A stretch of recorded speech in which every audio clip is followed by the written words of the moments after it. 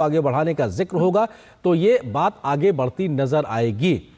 और ये अब प्रधानमंत्री की तस्वीर, जहां पर दोनों ही देशों के प्रधानमंत्रियों के बीच शिष्टमंडल स्तर की बातचीत की तस्वीरें हैं और भारतीय प्रतिनिधिमंडल का नेतृत्व प्रधानमंत्री नरेंद्र मोदी कर रहे हैं, तो वहीं सिंगापुर का प्रतिनिधिमंडल का नेतृत्व वहां के प्रधानमंत्री लॉरेंस वोंग कर रहे हैं। ऐसे में दोनों देशों के बीच में अब निश्चित तौर से जो मुख्य तौर पर सीरियस डायलॉग होता है, अब उसका वक्त, और ये इस समय सिंगापुर में दोनों देशों के प्रतिनिधिमंडल स्तर की बातचीत, जहां पर गहन चिंतन मनन के बाद में तय होगा कि आखिर सहयोग को आगे कैसे बढ़ाया जाए। लगभग 9-10 वर्ष का जो रणनीतिक सहयोग साझेदारी रही है उसकी समीक्षा की जाएगी। कैसे बीते 9-10 वर्षों में दोनों देशों ने सहयोग को आगे बढ़ाया है, यहां से अब इस दिशा में कैसे आगे बढ़ना है, कौन से सेक्टर्स हैं जिनमें ज्यादा गंभीरता से हम आगे बढ़ सकते हैं। इसके साथ ही साथ बात इस बात को लेकर भी होगी जो क्षेत्रीय चुनौतियां हैं, जो वैश्विक समस्याएं हैं, उसमें कैसे मिलकर दोनों देश एक सहयोगात्मक तरीके से आगे बढ़ सकते हैं, क्योंकि भारत और सिंगापुर कई अंतर्राष्ट्रीय कहा जाए वैश्विक मंचों पर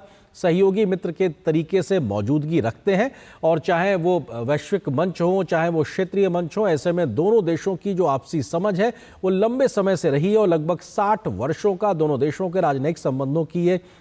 मौका है, वर्षगांठ का मौका है। ऐसे में प्रधानमंत्री नरेंद्र मोदी की सिंगापुर की यात्रा बेहद महत्वपूर्ण है और इस वक्त ये तस्वीरें जो आप देख रहे हैं सिंगापुर से आ रही हैं, जो कि शिष्टमंडल स्तर की बातचीत है। और शुरुआती उद्बोधन में प्रधानमंत्री नरेंद्र मोदी अपनी बातों का जिक्र करते हुए, तो जाहिर सी बात है जब दोनों देशों के प्रतिनिधिमंडल स्तर की बातचीत होती है, दोनों देशों के प्रधानमंत्री बैठे हैं, तो ओपनिंग रिमार्क्स होते हैं, उसके बाद में एक तय फॉर्मूले के तहत लगभग बातचीत आगे बढ़ती है, क्योंकि एक बैठक का एजेंडा होता है, किस तरीके से हम सहयोग को आगे बढ़ाने के लिए हमने क्षेत्रों को आइडेंटिफाई किया है। इसके लिए पहले ही ग्राउंड वर्क किया गया है, क्योंकि हम जानते हैं कुछ महीनों पहले ही भारत के 4 बड़े मंत्री भी सिंगापुर पहुंचे थे और वहां के अपने समकक्षों से मुलाकात की थी। तो प्रधानमंत्री की इस महत्वपूर्ण यात्रा से पहले एक बड़ा ग्राउंड वर्क किया गया था और एक आधार तैयार किया गया था कि प्रधानमंत्री की इस यात्रा से कैसे सहयोग को आगे बढ़ाया जाएगा। और जो हमारे देश से मंत्री गए थे उसमें विदेश मंत्री हों, वाणिज्य मंत्री हों, वित्त मंत्री हों, तमाम महत्वपूर्ण मंत्रियों की मौजूदगी थी। और इस वक्त उस बैठक के बाद जो आधार तैयार हुआ था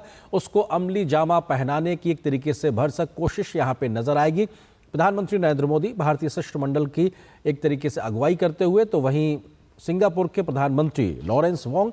वहां के शिष्टमंडल की अगुवाई करते हुए इस बात की संभावना है कि सेमीकंडक्टर क्षेत्र में एक बड़ा प्रयास भारत और सिंगापुर मिलकर करेंगे, क्योंकि भारत लगातार देश में इकोसिस्टम बना रहा है और सेमीकंडक्टर के निर्माण को लेकर सिंगापुर की अपनी एक महारत है और उस महारत का फायदा भी कहीं ना कहीं भारत उठाना चाहता है। लेकिन भारत की फिनटेक क्रांति को लेकर कहीं ना कहीं इस बात का जिक्र भी है कि उसका फायदा वहां पर कैसे सिंगापुर उठा सकता है।